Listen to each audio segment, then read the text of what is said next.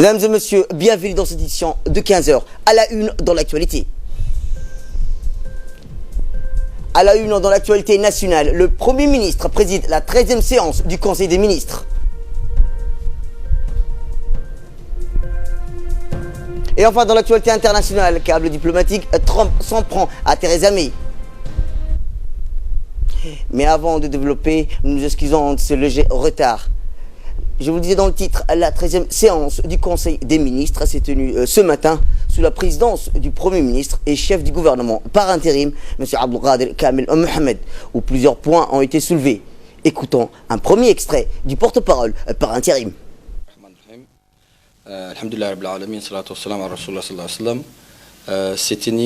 C'est tenu aujourd'hui, mardi 9 juillet 2019, la 13e séance du Conseil des ministres sous la présidence de son Excellence, le Premier ministre, chef de gouvernement par intérim, M. Abdelkader Kamel Mohamed.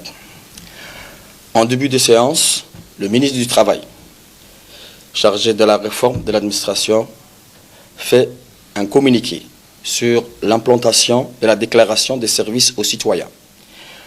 Le ministre du Travail, en sa qualité de chargé donc de l'administration, a interpellé ses collègues pour porter un regard particulier sur la mise en œuvre des chartes de déclaration des services aux citoyens, déjà élaborées. Le ministre du Travail, chargé donc de la réforme de l'administration, s'engage à effectuer un suivi interactif des engagements pris dans le cadre justement de la déclaration des citoyens, des services aux citoyens, et donc sollicite ses collègues à l'accompagner pour bien sûr rester fidèles aux principes et aux valeurs contenues dans la feuille de route gouvernementale. Donc, lors de ce Conseil des ministres, étaient à l'ordre du jour plusieurs questions, notamment la première question qui portait donc sur un projet de loi portant ratification de la Convention sur le règlement des différends relatifs aux investissements entre États et ressortissants d'autres États. Ces projets, soutenus donc par les ministres de l'économie et des finances chargés de l'industrie, s'insèrent dans le contexte plus large de la réforme des instruments de politique économique publique. Le présent décret définit les profils de compétences et d'expérience et décrit chaque compétence et la manière de vérifier. La deuxième question porte sur donc un projet de loi portant ratification de l'accord de prêt pour le projet Centre d'excellence d'enseignement pour l'impact sur le développement. Toujours soutenu par le ministre de l'économie, ces projets de loi portant ratification donc de l'accord de prêt se justifient par un déficit du capital humain constaté donc dans les pays de l'Afrique subsaharienne.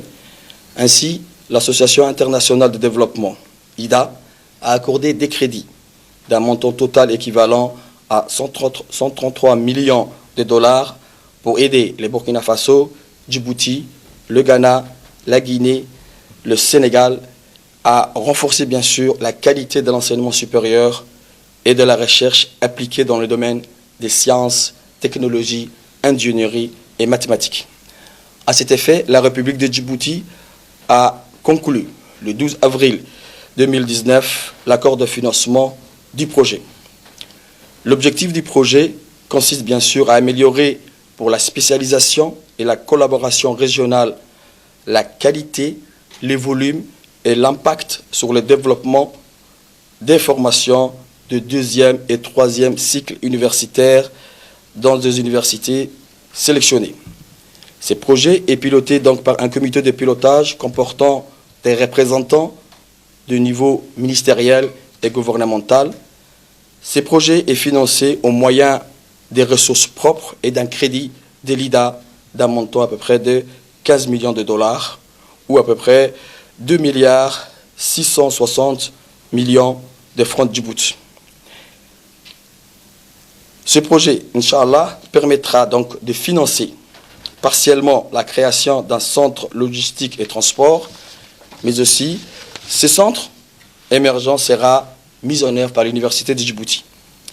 La troisième question portait sur un projet de loi portant lui-même la ratification de l'accord de financement pour les projets intégrés des transferts monétaires et renforcement du capital humain. Ces projets, ainsi signés et entièrement alignés sur la vision 2035 et la stratégie nationale de protection sociale 2018-2022, a pour objectif d'appuyer les systèmes de protection sociale élargis et faciliter l'accès aux services de base dans les communautés pauvres ciblées. Ce projet est aligné sur le programme national de solidarité famille lancé par le président de la République de Djibouti en janvier 2016. Un programme qui est actuellement en cours avec le financement du budget de l'État sur à peu près 5 sous-préfectures des régions de l'intérieur. Et l'évaluation de ce programme a démontré l'impact positif de ce programme dans la consolidation du bien-être de la population rurale ciblée. La quatrième question portait donc sur un projet portant ratification d'un accord de financement pour les projets d'amélioration de la performance du secteur de la santé. La République de Djibouti a signé avec la Banque mondiale un financement additionnel du projet d'amélioration de la performance du secteur de la santé d'un montant à peu près de 6 millions de dollars. Le second financement additionnel dont fait allusion le projet proposé appuiera, Inch'Allah, les efforts entrepris par le gouvernement afin de réduire les impacts néfastes sur la santé de la crise prolongée liée aux réfugiés et de s'assurer que ce dernier et les communautés d'accueil, bien sûr, ont accès à des services de santé de qualité et équitables. Ce second financement additionnel appuiera, Inch'Allah, la poursuite des activités initiées dans le cadre du projet MER, mais également introduira certaines activités additionnelles. La cinquième question du Conseil des ministres d'aujourd'hui donc porte aussi sur un projet, toujours sur proposition ou porté par le ministre de l'économie, de décret définissant les critères d'indépendance des administrateurs d'entreprises publiques et les procédures relatives au conflit d'intérêts des administrateurs. Le projet de décret met en application le chapitre 3, section 5 du Code de la bonne gouvernance des entreprises publiques. Ce code prévoit les qualités et devoirs applicables aux membres du conseil d'administration et clarifie également que pour l'établissement public dans lequel l'État est l'actionnaire unique, le tiers des membres du conseil d'administration dont le président doivent être des administrateurs indépendants.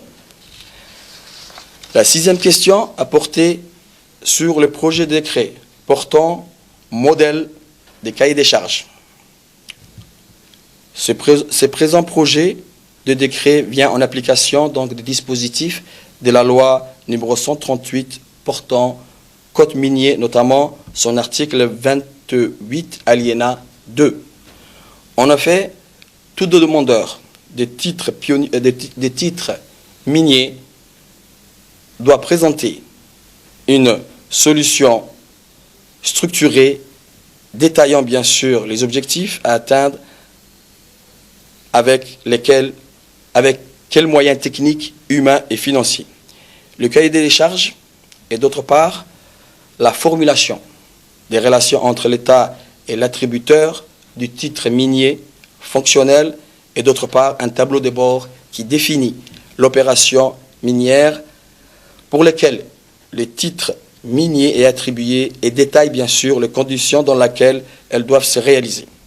Les présents projets de décret donnent les modèles de cahier des charges spécifiques à chaque type d'opération minière. Lors de ces conseils des ministres, des nominations ont été soulevées et approuvées. Réécoutons la deuxième partie du porte-parole. La septième question, toujours portée par le ministre de l'Énergie, Ce présent projet d'arrêté vient donc en application aussi des dispositions de la loi numéro 138 AN 16 portant code minier en son article 66 alinéa 3. Cet arrêté fixe donc les paramètres essentiels que doivent contenir les rapports trimestriels et annuels des activités des titulaires des permis de reconnaissance, d'exploration et d'exploitation de mines, de carrières ou artisanales. Et aussi fixe les délais de transmission et les risques encourus en cas d'omission. La 8e question portait donc sur un projet de décret. Approbation de l'attribution donc d'une licence pour la fourniture des services Internet et data. Comme vous le savez, Djibouti doit renforcer son positionnement à la fois comme un hub régional des télécommunications, mais également un hub numérique. Les présents projets donc des sociétés Africa Data Park et Afrique Fibre ont pour objet respectivement de créer un parc technologique et des sciences IT qui comprendra bien sûr un centre de données modulaire tiers 3, un centre d'innovation pour les entités locales et régionales, un campus numérique, un incubateur pour le secteur des TIC, un centre de génie logiciel, mais aussi un centre de maintenance hardware, un centre aussi de conférences dans le domaine des TIC et un centre d'appel, mais aussi l'installation et l'exploitation d'un réseau de fibres optiques à Djibouti. La 9e question, présentée par le ministre du Budget, ce présent projet d'arrêté portant affectation d'un parcelle de terrain au ministère de la Défense. Il s'agit d'un parcelle de terrain, 6 donc à Balbala, Warablé, d'une superficie de 10 000 m² qui sera donc mise à la disposition de la gendarmerie nationale. La 10e question a porté sur un projet d'arrêté portant attribution des parcelles de terrain bâtis 6 à Balbala, PK13. Il s'agit des parcelles de terrain attribuées au profit de M. Hassan Mohamed Gueda et situées à Balbala 13 d'une superficie de 14 550 m². La 11e question du Conseil des ministres a porté sur un projet d'arrêté portant attribution de 2 parcelles de terrain 6 à PK23 au profit de l'International Investment Bank SA d'une superficie de 15 hectares. Les dites parcelles de terrain destinées donc à l'implantation d'un projet data center et IT Park sont cédées à titre onéreux à raison de 3 000 francs le m². La 12e question, qui est toujours donc portée par le ministre du Budget, est un projet d'arrêté portant attribution au profit de l'établissement Aïnaché d'une parcelle de terrain située sur la route de Loyada dans la zone de Douda d'une superficie de 15 857 m². La 13e question, toujours portée donc par le ministre du Budget, il s'agit d'un projet d'arrêté portant distraction et incorporation d'une parcelle de terrain. Ces projets d'arrêté a pour objet la distraction du titre foncier 204-25 souscrit au titre foncier en nom des autorités des ports et des zones franches d'une parcelle de terrain 6 à Doralé et d'une superficie de 52 562 m². La parcelle de terrain ainsi distraite et incorporée au titre foncier 72-71 souscrit au titre financier au nom de la société Horizon Djibouti Terminal Limited. La dite cession de parcelles de terrain est faite à titre onéreux à raison de 3 000 francs le m². 14e question. donc porté cette fois par le ministre du Travail, porte sur des décrets portant nomination. Monsieur Ibrahim Ali Ahmed et Madame Nim'a Younis Houch, en service au ministère de la Femme et de la Famille, ont été nommés respectivement directeurs des études et statistiques, de la planification et du suivi-évaluation en remplacement numérique de M. Ali Omar Ali, appelé à d'autres fonctions. Madame Nim'a Younis Houch est nommée donc directrice du Centre de l'action sociale pour l'autonomisation des femmes en remplacement numérique de Madame Roda Ahmed Douale, appelée à d'autres fonctions. Aussi, toujours sur proposition du ministre du Travail, M. Mokhtar Mahmoud Waberi, ingénieur de deuxième classe, deuxième échelon du corps du développement rural, est nommé directeur de l'agriculture et des forêts. Aussi, sur proposition du ministre du Travail, M. Mahmoud Suleiman Hared, ingénieur audiovisuel, est donc nommé au poste de directeur général par intérim de la RTD en remplacement de Mme Souad Farah Adawe, qui sera réaffectée dans son ministère de tutelle. Et enfin, en fin de séance du Conseil donc, de ministres, le ministre de la Justice a présenté sa participation à la cérémonie de célébration du 25e anniversaire de la libération du Rwanda. Et enfin, le ministre de la Santé a présenté sa participation au Forum régional sur la zone de libre-échange intercontinentale africaine. C'était le ministre de l'Éducation nationale, M. Moustapha Mohamed Mahmoud, et porte-parole par intérim du gouvernement. Je vous emmène cette fois-ci en Turquie, où le premier visite officielle d'un président de l'Assemblée nationale en Turquie, sur invitation de son homologue de la Grande Assemblée nationale de Turquie, l'honorable Mustafa Sintop, président de l'Assemblée nationale. M. Mohamed Al-Ahmed a effectué hier une visite officielle de travail de 4 jours en République de Turquie, à l'aéroport d'Ankara. Le président Mohamed Al-Ahmed et sa délégation de haut rang ont été accueillis par Mme Oya Eronat, président du groupe d'amitié Turquie-Djibouti, des parlementaires, de l'ambassadeur de la République de Djibouti, l'honorable Adel Hussein Abdillahi, et de son conseiller, M. Ali Omar Youssouf. Rappelons qu'il s'agit de la première visite officielle d'un président du Parlement djiboutien. Pour cette visite, le président de l'Assemblée nationale était accompagné d'une forte délégation des parlementaires. Il s'agit entre autres de la présidente du groupe d'amitié, Mme Umma Mohamed Hamid Jama' Gedi, ainsi que Aden Ahmed et Bouh Ali Hassan Aden Gedi et le directeur du cabinet, Idriss Mohamed Ahmed.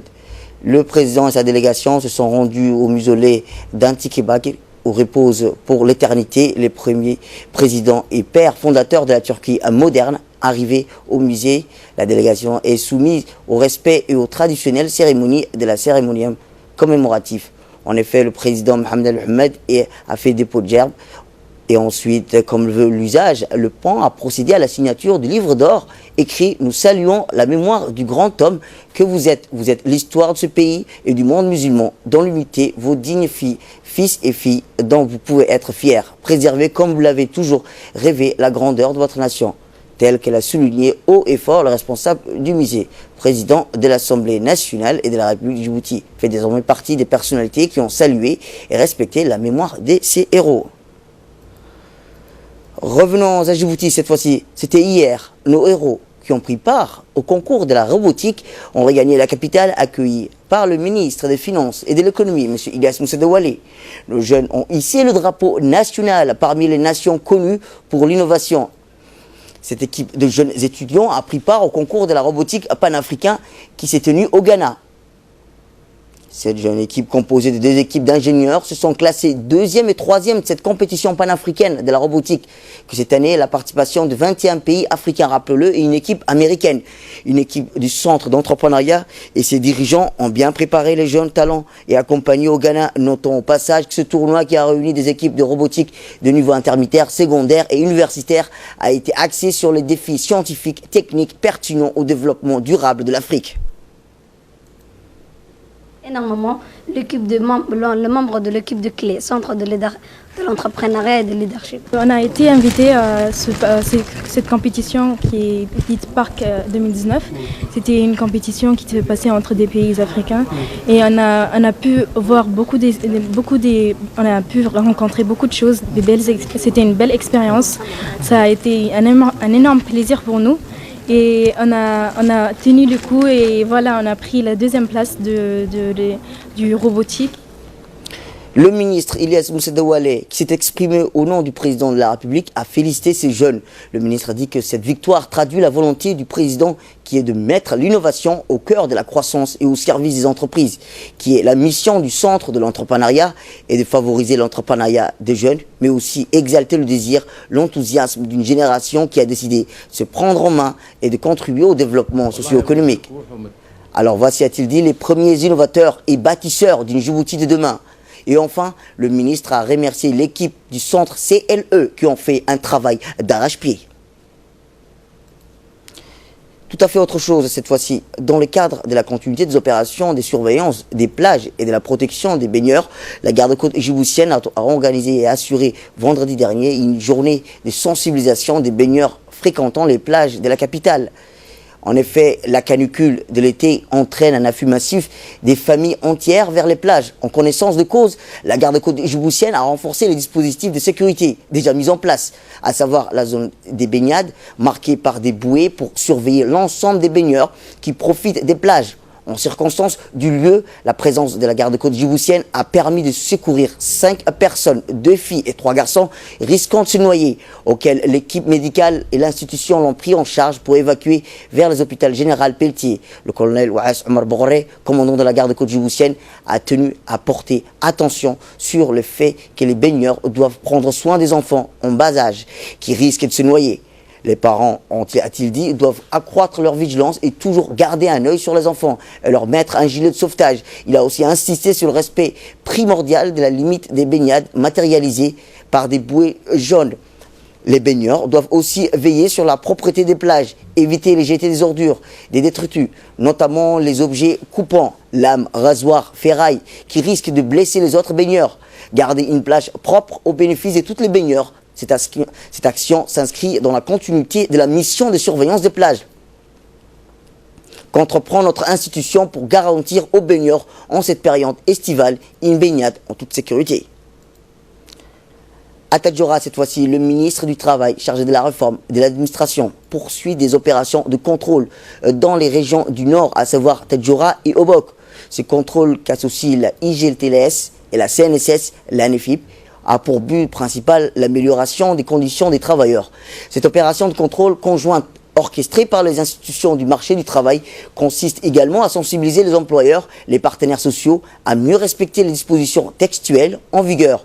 Lors de ces contrôles, les inspecteurs de contrôle ont vérifié la conformité des employeurs avec la réglementation en vigueur. Ces contrôles qui a débuté dans la journée d'hier au lac Assal se poursuivront jusqu'aux localités les plus reculées de la région de Tadjoura. Et Obok, pour clore l'actualité nationale, les pêcheurs natifs de la préfecture d'Obok ont reçu un don généreux du natif Abdo Kamik, connu sous le nom de Abdo Baraka, composé des gilets de sauvetage, des chapeaux contre le soleil destinés à leur sécurité dans cet exercice de leur travail. Ce don vient en appui pour les usagers dans leur mouvement perpétuel à bord des embarcations de pêche. 4 coopératives de pêcheurs de Korangar, Dalai, Gadouria, Obok ont bénéficié de ce don de remise. La cérémonie de remise officielle s'est déroulée à l'Escale en présence des autorités locales adjoints, le préfet Ali Maki du conseil régional, Mohamed Ahmed, les responsables de la gendarmerie, de la police, ainsi que les invités de cette occasion. À cette occasion, le préfet adjoint Ali Maki a remercié, félicité M. Abdo Baraka du don qu'il a offert à leur frère.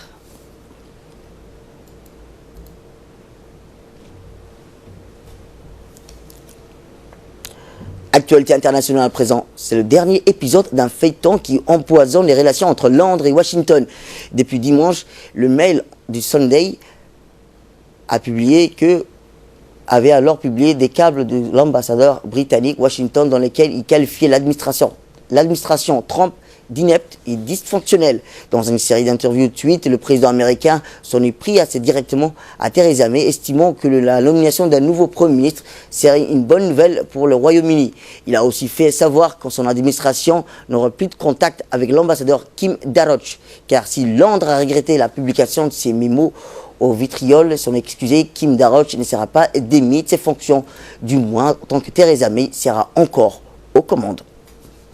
C'est tout pour cette édition. Merci à vous de nous avoir suivis. Restez avec nous pour la suite de nos programmes télévisés.